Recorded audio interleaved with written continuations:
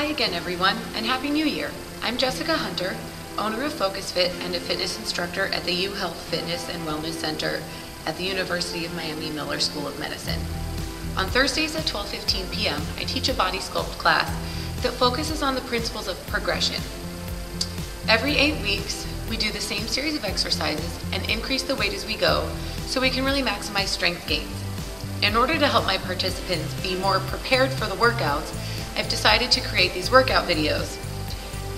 This also benefits those of you who may not be able to come to the class, but would still like to maximize your strength. If you saw my first video that came out in November, hopefully you already have a good idea what to expect from this workout. In this round, we have a full 8 weeks to progress the exercises.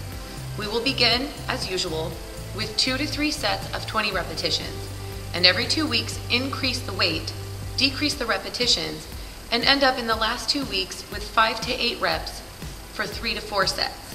Here's the set and rep breakdown over the 8 weeks. Perform all the sets of an exercise before moving on to the next one. Depending on the intensity of your weights, rest time between should be 30 seconds to up to 2 minutes. I can't stress enough the importance of selecting weights that are heavy for you, depending on your skill and also depending on the number of repetitions that you're aiming for. This workout will just not be effective if you're not really challenging the weight. As you gain strength as we go, you should increase the weight every 2 weeks, using the weight to decrease the number of repetitions, rather than just doing less reps and making it easier. Your muscles should really be fatigued at the end of each set, regardless of the number of repetitions that we're aiming for. After we complete the 8 weeks, we spend 1 full week doing coordination exercises and recovery activities, such as myofascial release and stretching. This recovery week is extremely important to give your muscles the rest that they need so they can rebuild and be stronger and ready for the next round of exercises. I also strongly encourage my participants to use this week as recovery from all other activities, whether cardio or strength-based as well.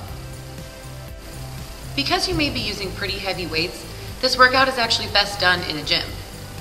In order to help you select the weights that you need for the workout, here's a preview of the exercises. And as usual, we will go through each exercise step by step, including progressions, so you know how to make the workout harder as we go through the weeks.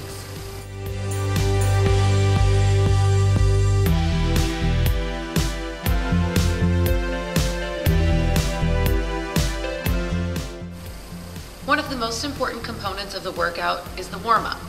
Prior to doing the workout, you should spend at least 5 to 10 minutes doing light cardio activities such as walking, jogging, elliptical, or a bike, or you may also do a dynamic warm-up. Rather than including the dynamic warm-up in this video, I'm creating a series of warm-up videos so you can pick and choose which one you like best and which one you would like to do prior to doing the workout.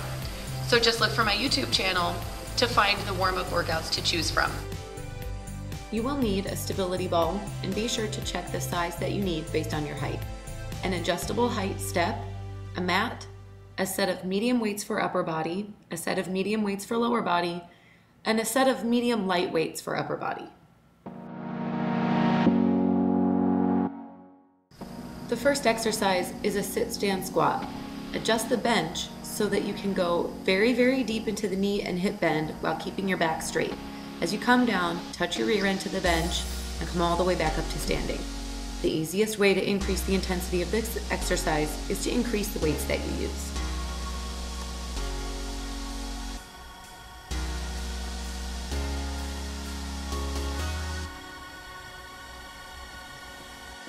For the incline press, set up your stability ball and bench against the wall so you can sit on the bench and lean back over the stability ball. Press the weights straight up to the ceiling until the arms are completely straight. Whether or not the weights touch is not as important as long as the elbows are fully extended. Slowly lower the weights back down and repeat. In the same position as the incline press, you may need to switch to lighter weights for your decline biceps curl. Keep the body nice and tall, and the back of the arms should touch the ball as you curl the weights up. Make sure you fully extend the arms at the bottom of the repetition. With your medium weights for lower body, stand tall with the feet hip-width apart. Bending only from the hip, go as deep as you can until you feel a nice stretch in the hamstrings, but the back remains straight. From the hips, pull forward until you're back up to standing.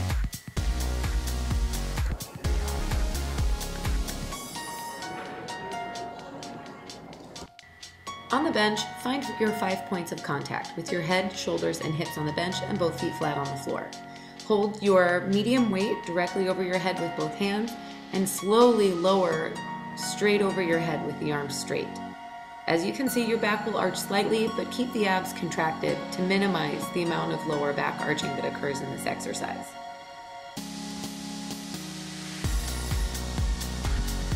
Position yourself with your stomach on the ball, toes on the ground, and hands behind your head.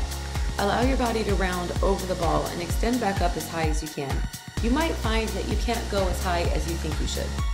To increase the intensity, bring the arms out to the sides in the hold them up position. And to increase intensity even higher, arms extend straight over your head.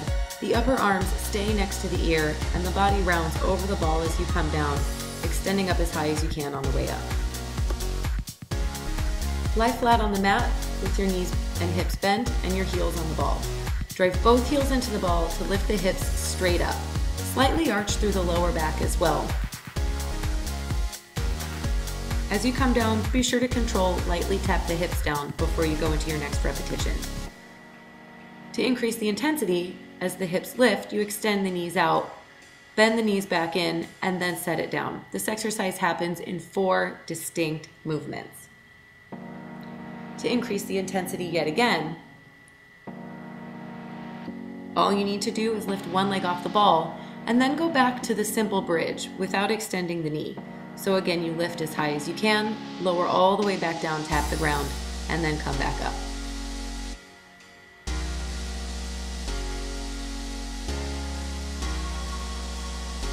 You may also increase the intensity of this exercise one more time by adding the extension to the single leg bridge. With the same amount of control as both legs together, you lift, extend, pull back in, and back down. Try to keep the hips as high as possible throughout the entire repetition. Lie on your side with your knees bent and heels kicked back behind you, hand on your hip and elbow directly underneath the shoulder. As you lift, try to get the body straight and control back down to tap. To increase intensity, straighten out the top leg, still pressing down through the outside of the knee of the leg that's on the ground. To increase intensity again, extend both legs, but stagger the feet so the top leg is forward and the bottom leg is back. You may increase the intensity yet again by stacking the legs, one foot right on top of the other, pressing down with both feet into the floor as you lift and lower. Again, lightly tapping the ground as you finish the rep to come right back up. To add an additional level of intensity as you lift, at the top of the repetition, lift up the top leg. The goal of this is not to lift the leg as high as you can, but just to increase the weight on the leg that's balancing. Thank you so much for watching, and I hope you had a great workout. For any questions or comments about this workout, please don't hesitate to email me. And of course, if you like it, please share it with your friends.